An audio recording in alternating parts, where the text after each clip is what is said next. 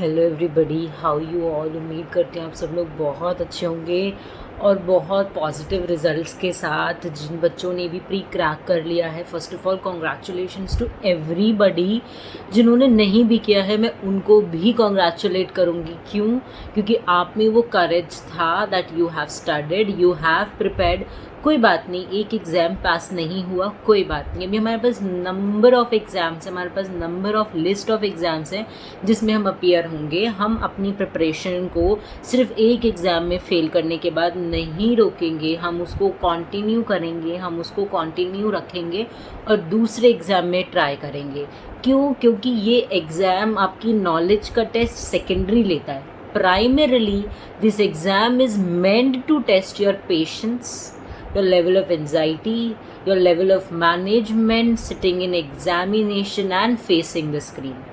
Secondary देखेगा आपकी knowledge, पहले वो आपको मेंटली, फिजिकली, इमोशनली प्रिपेयर करेगा कि इतनी कठिन स्थिति में मैनेज कैसे करना है। So congratulations to everybody. इस वीडियो में हम डिस्कस करेंगे प्री तो हो गया, what is the strategy for mains. हमें मेंस के लिए क्या करना है, क्या नहीं करना है, और करना है तो किस तरीके से करना है। मेरे पास n नंबर ऑफ़ डाउट्स हैं बच्चों के, ये पढ़ूँ वो पढ़ूँ, इससे क्या पढ़ूँ उससे क्या पढ़ूँ। मैं आज वो सारे डाउट्स मेन एग्ज़ाम्स के लिए आपके लिए क्लियर करूँगी।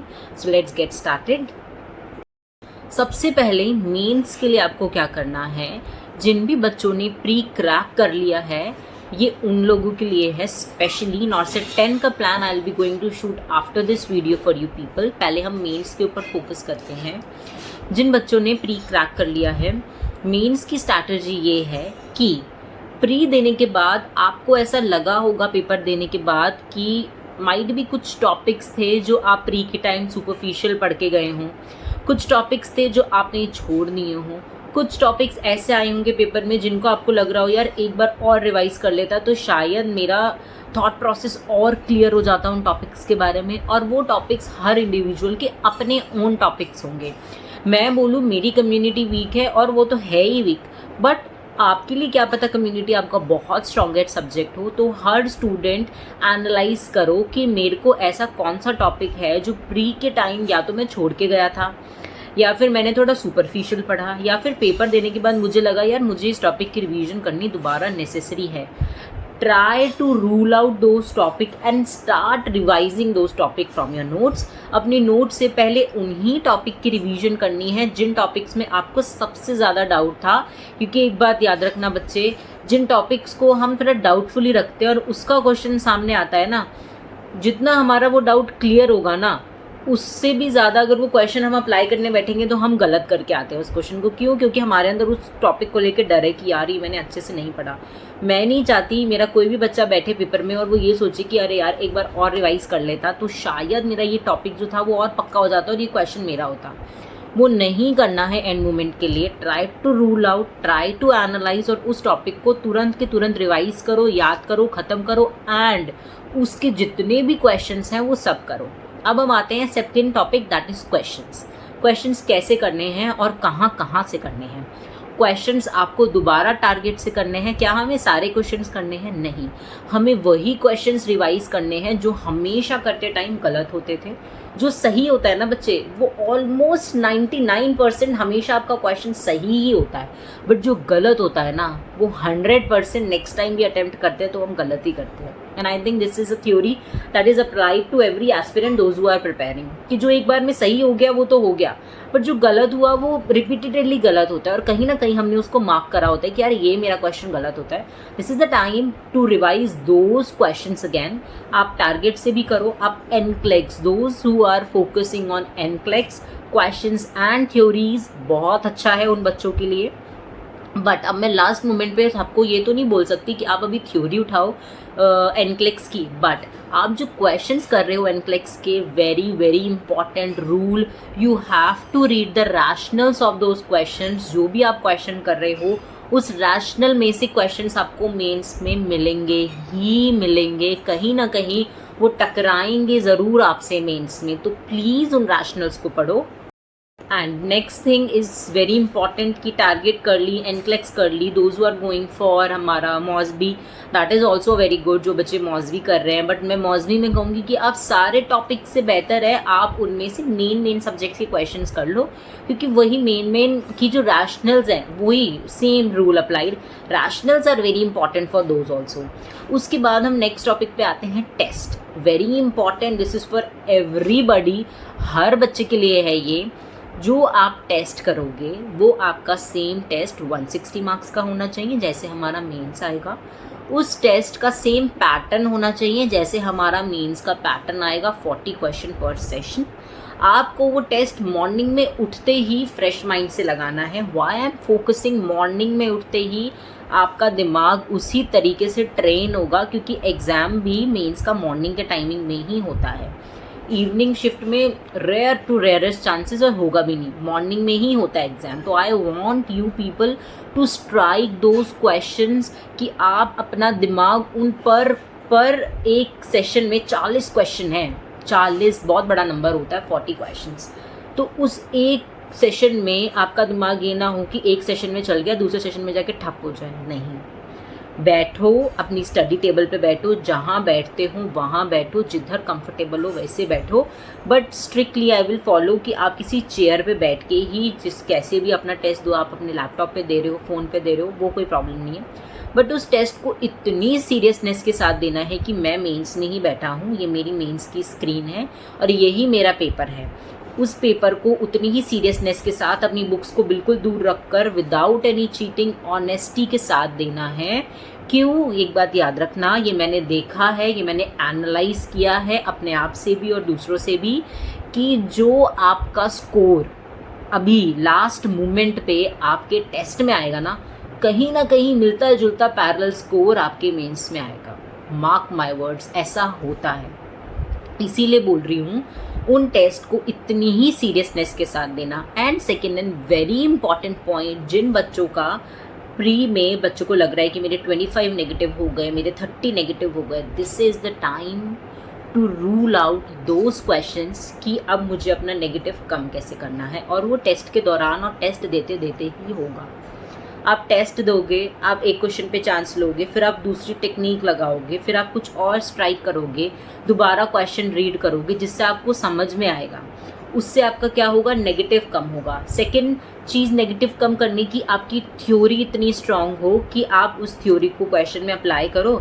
जब आपकी थ्योरी ऑटोमेटिकली क्वेश्चन में अप्लाई होगी तो आपका नेगेटिव ऑटोमेटिकली डाउन हो जाएगा। And this is the request to every student those who are going to appear in mains. बच्चों, प्री का पेपर थोड़ा हार्ड होता है क्योंकि उसको नंबर ऑफ स्टूडेंट्स मेंस के लिए कम करने होते हैं, बट मेंस का पेपर बिल्कुल अनप्रिडिक्टेबल आएगा, बट ये याद रखना मॉडरेट होगा, इजी नहीं होगा। सेकंड पॉइंट, पेपर लेंदी हो सकता है, पेपर लेंदी हो सकता है, तो अभी से आप क्वेश्चन प्रैक्टिस करो और लेंदी क्वेश्चंस करने को ज़्यादा करो, ज़्यादा प्रैक्टिस करो, ताकि जैसे अभी प्री में हुआ कि जो सेशन 1 और 2 था वो बहुत लेंदी था तो बच्चे डर गए। मैं नहीं चाहती कि बच्चे वहाँ स्क्रीन पे जाके बैठ के फ्रस्ट्रेट हो जाए, इतने लंबे लंबे क्वेश्चंस आए हैं। इसलिए आई एम सेइंग कि सुबह उठ के टेस्ट लगाओ, जिससे आप 1 लाइनर भी होंगे उस टेस्ट में, मिक्स बैग होता है सारे के सारे टेस्ट, एंड उस टेस्ट में लॉन्ग क्वेश्चंस भी होंगे, राइट। तो आपकी दोनों की दोनों प्रैक्टिस होगी, लॉन्ग क्वेश्चंस की भी, कि मुझे डरना नहीं है, कोई बात नहीं, लॉन्ग क्वेश्चन आ गया तो कोई बात नहीं, मुझे पता है इसको अटेम्प्ट कैसे करना है। शॉर्ट तो फिर बच्चे तो अपने आप कर ही लेते हैं, तो डरना नहीं है स्क्रीन पे बैठ के 4 लाइन का क्वेश्चन देखने के बाद कि अब मैं क्या करूँ। बिकॉज पेपर में ऐसा होता है कि पहली लाइन से तो पता चल रहा होता है, बट चौथी लाइन पे आते आते हमें पता ही नहीं होता क्वेश्चन पूछ क्या रहा है। मैं नहीं चाहती मेरा कोई भी स्टूडेंट एग्जाम में बैठ के ब्लैंक हो जाए कि अब मैं क्या करूँ। पहले से ही प्रिपेयर करके जाओ कि एग्जाम में वो 5 लाइन का क्वेश्चन भी क्यों ना दे देना, तो मैं डरना नहीं है उस क्वेश्चन को देख के। Next and most important trick for every exam and for the every student जो मेंस में बैठ रहा है, इज़ कि आप कुछ भी रिवीजन कर रहे हो, whatever revision you people are doing, आप उस रिवीजन को इतने अच्छे से करो, इतने अच्छे से रिवाइज करो और अपने माइंड को स्ट्राइक करो। Let suppose, and this is very important point, कि कम्युनिटी हेल्थ नर्सिंग प्री में नहीं पूछी गई थी, तो डोंट थिंक कि मेंस में नहीं पूछी जाएगी। कम्युनिटी का पोर्शन अब वो थोड़ा पेपर का लेवल को टफ बनाने के लिए कर देते हैं। जैसे आपने सीआरई का पेपर देखा होगा, पिछली बार भी नॉर्सेट 8 में जो पेपर था, मेरा तो पहला सेशन ही कम्युनिटी का ही खुला था उस पेपर में भी। तो कम्युनिटी से अब क्वेश्चन बहुत स्टैंडर्ड के बनते हैं। इम्यूनाइजेशन अच्छे से पढ़ के जाना, सारी वैक्सीन्स देख कर भी जाना कि कैसी वायल्स दिखती हैं। अगर वो रोटा वायरस के बारे में बात कर रहा है, वो रेबीज़ के बारे में बात कर रहा है, उनकी वायल्स किस तरीके की दिखती हैं, गार्डासिल के बारे में बात कर रहा है, कैसी दिखती हैं, क्या रूट है, कितना डोजेज है, कितनी साइड इफ़ेक्ट्स हैं, वो सब अच्छे से पढ़ के जाना है। मोस्ट इंपॉर्टेंटली प्रोग्राम्स, जितने भी न्यू प्रोग्राम्स अब लॉन्च हुए हैं, मैंने कुछ क्लिप्स भी डाल रखी हैं आपके यूट्यूब चैनल पर, आपके टेलीग्राम चैनल पर एंड मेरी इंस्टा चैनल पर, आप वहाँ पे जाके वो देख सकते हो। तो वो बहुत इंपॉर्टेंट प्रोग्राम्स हैं। एंड मोस्ट इम्पॉर्टेंटली अगर मैं अपने एक्सपीरियंस से बताऊँ, लक्ष्य वॉज अ प्रोग्राम। तो हम बड़ा लक्ष्य में पूरा लक्ष्य पढ़ के गई थी कि हाँ ठीक है, ये लेबर केयर गाइड के लिए होता है, इतने इतने राउंड्स होते हैं, सब होता है। उसने पेपर में लोगो पूछ लिया था। खुदा ना खास्ता मुझे वो पता था कि हाँ वो उसका लोगो कैसा दिखता है, बट आई एम सेइंग कि हर प्रोग्राम का लोगो ज़रूर देख कर जाना। कभी कभी वो थ्योरी क्वेश्चन नहीं पूछेगा और कभी कभी वो इमेज बेस्ड पूछ लेगा। सेम इस बार हुआ था जो बर्न मार्शल मैन्यूवर आया था। मैंने सुना बच्चों से कि उसमें लैंग्वेज दे रही थी, क्या पता इस बार वो बर्न मार्शल ना दे के प्रेग दे दे, राइट, लोवसेट दे दे, रेडजन दे दे, कुछ भी दे दे। तो आपको लैंग्वेज के साथ साथ उसकी इमेज भी पता होनी चाहिए, क्योंकि देखो बच्चे इमेज के ना फ्री के नंबर होते हैं। आती है तो आती है जी, आती है, नहीं आती तो फिर कितना दिमाग स्ट्राइक कर लो वो फिर नहीं आएगी। मैं नहीं चाहती मेरा स्टूडेंट कहीं भी बैठ के ये स्ट्राइक करे, अरे यार ये देख लेता, अरे यार ये पढ़ लेता। ठीक है, देखो आपको 25% पेपर तो ऐसा मिलेगा जो हर बच्चे के लिए टफ होगा। तो ये तो सोचना ही नहीं है, बस ये सोचना है मैंने मेहनत की है, मैंने पढ़ा है, मुझे आता है, दैट्स इट, और मैं अपना बेस्ट करके जाऊँगा। अब इस पूरे प्लान को एक समराइज प्लान में सेट प्लान आपको कैसे करना है। सुबह उठना है, टेस्ट लगाना है 160 मार्क्स का, टेस्ट लगाया, टेस्ट को एनालाइज किया। उसके बाद आपके जो इंपॉर्टेंट टॉपिक्स हैं जो छूटे थे प्री के टाइम, क्योंकि अभी मेंस के लिए भी आपको दोबारा एक बार तो रिवीजन करनी ही होती है थ्योरी की, राइट। ऐसा कोई बच्चा नहीं होगा जो बिना थ्योरी के जाएगा मेंस में भी। एक बार चाहे वो सुपरफिशियल देख के जाए, बट वो देख के जाएगा। आप अपनी उस थ्योरी की रिवीजन करोगे, उस थ्योरी की रिवीजन करने के बाद आप सेम ही टॉपिक के क्वेश्चंस करोगे, टारगेट से करोगे, एनप्लेक्स से करोगे, मॉस्बी से करोगे, ओमेगा से करोगे, कोई और बुक मिशन परिचय कोई बच्चा प्रेफर कर रहा होगा उससे करेगा। ठीक है, ये सारे क्वेश्चंस करेंगे। उसके बाद लास्ट में रात में सोने से पहले एक PYQ दोबारा करना है। मैं अपने सारे स्टूडेंट्स को, जितने भी स्टूडेंट्स मुझसे कम्युनिकेट करते हैं, चाहे मैं कोई सेशन लेती हूँ यूट्यूब पे या फिर इंस्टा पे या मेरे पर्सनल फ़ोन नंबर पे, सब बच्चों को मैंने भर के बोला था PYQ करने हैं, PYQ करने हैं। और आपको पता है प्री में PYQs आए थे और मेंस में भी आएंगे। नॉर्सेट 4 के बाद से या नॉर्सेट 3 के बाद से नॉर्सेट 8 या 9 तक जितने PYQs हैं सब PYQs करके जाओ। This is the whole set plan for your mains. इसके साथ साथ आपने कहीं अपने इंपॉर्टेंट मार्कर्स बनाए होंगे, इंपॉर्टेंट पॉइंटर्स बनाए होंगे, अपने लास्ट मिनट रिवीजन नोट्स बनाए होंगे, उनको भी अपनी रिवीजन के साथ कंपाइल करो और डरना नहीं है। मोस्ट इम्पॉर्टेंट थिंग इज़ कि प्री में 2-3 क्वेश्चन पे चांस ले लिया होगा, मेंस में वो चांस नहीं लेना। आता है 100% आता है, only then attempt the question. 99% भी डाउट है तो बच्चे छोड़ देना। प्री में क्वालिफिकेशन परसेंटाइल पे होती है, मेंस में क्वालिफिकेशन परसेंटेज पे होती है। एक नंबर का डिफरेंस आपकी रैंक में 500 से 1000 बच्चों का डिफरेंस क्रिएट कर देगा। इस बात को ध्यान रखना है। This is the whole set plan for your mains. उम्मीद करती हूँ आपको समझ आया होगा कि अब मुझे करना क्या है, करना कैसे है। डरना नहीं है। मैं वो लेवल ऑफ एंजाइटी, वो लेवल ऑफ स्ट्रेस, अभी नींद नहीं आ रही होगी, खाना नहीं खा रहे होंगे, समझ में नहीं आ रहा होगा, दोस्त ने बोला है ये भी पढ़ लिया, वो भी रिवाइज कर लिया, ये भी कर लिया, ये मेरे टेस्ट में नंबर आ रहे हैं, कुछ नहीं सुनना, अपना देखना है मैं क्या कर रहा हूँ। एंड मोस्ट इम्पॉर्टेंटली छोटी सी डायरी में चेकलिस्ट बनाओ। रात को सुबह उठ के टेस्ट देना है, रिवीजन करनी है नोट्स की, उसके बाद उसके क्वेश्चंस करने हैं, उसके बाद PYQ करने हैं। 4 टिक ही लगाना है क्योंकि 4 चीज़ें ही करनी है। कोई वो आधे घंटे 1 घंटे का टाइम नहीं लेगा आपका, 5 मिनट भी नहीं लेगा, 2 मिनट्स लेगा।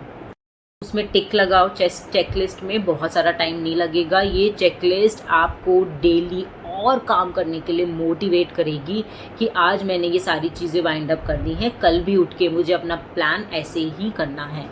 ये आपका नॉर्सेट है, नॉर्सेट मेंस का प्लान है। थोड़े दिन की और मेहनत है, फिर ऐश ही ऐश है। अब चूज़ आपको करना है कि आपको मेहनत कैसे करनी है। ये मेरा अपना प्लान है जो मैंने खुद अपनाया था, मैंने खुद बनाया था और रिज़ल्ट्स तो सबके सामने हैं। Best of luck to my every student. आपने बहुत मेहनत की है, आपने सब कुछ पढ़ा है। Believe in yourself, do revise every topic ताकि आपको फोमो बिल्कुल भी ना हो। Best of luck to everybody.